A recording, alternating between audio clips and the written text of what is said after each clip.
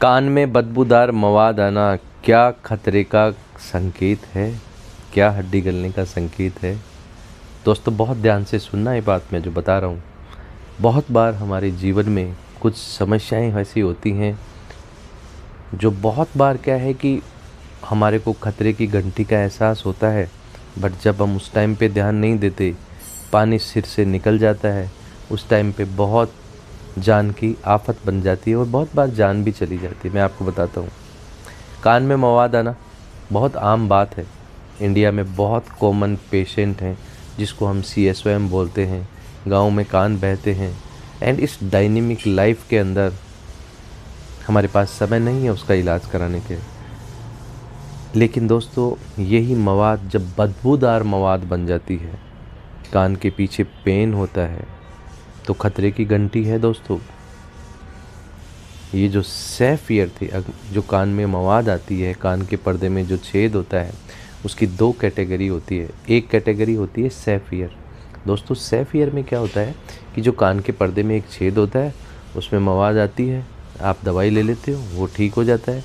ज़्यादा से ज़्यादा उससे धीरे धीरे आपकी सुनाई कम हो सकती है, बाकी आपको जान को आफत नहीं बनेगी।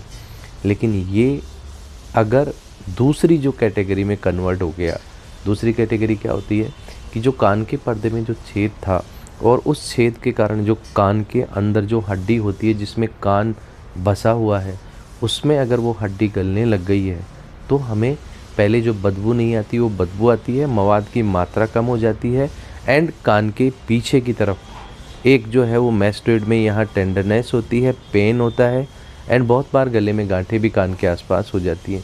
ये संकेत है खतरे का। मतलब इसको हम अनसेफ ईयर बोलेंगे, सेफ ईयर नहीं है।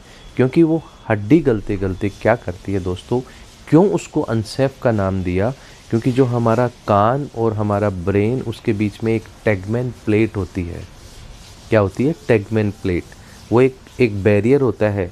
तो जो हमारा ब्रेन और उसके बीच में, क्योंकि बहुत सा हमारा हर ऑर्गन का रिलेशन हमारा जो ब्रेन से होता है, तो वो प्लेट क्या करती है, उस कान को ब्रेन से सेपरेट करती है। लेकिन ये जो मवाद जब उस हड्डी की, कान की हड्डी को खा के जब उस प्लेट में चली जाती है, तो उस प्लेट में छेद करते ही मवाद दिमाग में चली जाती। आप सोचते हो क्या होता है? हम देखते हैं यार, मैं सुबह तो उस पेशेंट से मिल के आया था, अभी ऐसा क्या हो गया? बिकॉज वो जो हड्डी, उस हड्डी से जो कान की मवाद दिमाग में गई, वो आपको तो दिखता नहीं है। तो ऐसा बहुत बार जान चली जाती है। उसके बाद ब्रेन में एब्सिस बन जाती है, मेनिंजाइटिस हो जाती है और फिर न्यूरोसर्जन ड्रिल होल करके ब्रेन से उस मवाद को निकालता है, फिर वो इलाज कराना होता है। तो जो एक साधारण कान के पर्दे में छेद था, उसको आपने पहले अनसेफ बना लिया और अनसेफ बना के आप न्यूरोसर्जन के पास पहुंच गए। ऐसा क्यों हुआ? ऐसा इसलिए हुआ कि हमारी लापरवाही, हमने अच्छे डॉक्टर से कंसल्ट नहीं किया, हमने अच्छे डॉक्टर की बात नहीं मानी, क्योंकि हमें तो पता ही नहीं कि आगे क्या हो सकता है। हम उस रास्ते पे निकल के जंगल में, जिसमें आगे पता नहीं कितने खौफनाक मंजर हैं। तो दोस्तों ऐसा हमारा नहीं होना चाहिए। हम कोविड में अच्छे से देख चुके। अगर आपका शरीर सलामत है, आपका सिस्टम सलामत है, गॉड ने हमें बहुत अच्छा गिफ्ट दिया हुआ है, आँखें देखने के लिए, नाक सूंघने के लिए और कान सुनने के लिए और हमारी बॉडी का बैलेंस बनाने के लिए। ऐसा नहीं हो कि जो बीमारी नॉर्मल थी वो अनसेफ ईयर होके और हमारी जान पे आफत हो जाए।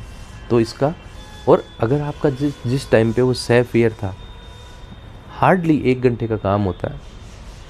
दूरबीन से एंडोस्कोपिक उसका एक इंटरली टिम्पेनोप्लास्टी होती है एंड 3 घंटे बाद छुट्टी एंड कभी लाइफ में रिस्क ख़त्म। लेकिन वो उस टाइम पे संभव था जब आपका वो सेफ ईयर था, जब डॉक्टर की आपने बात मानी होती।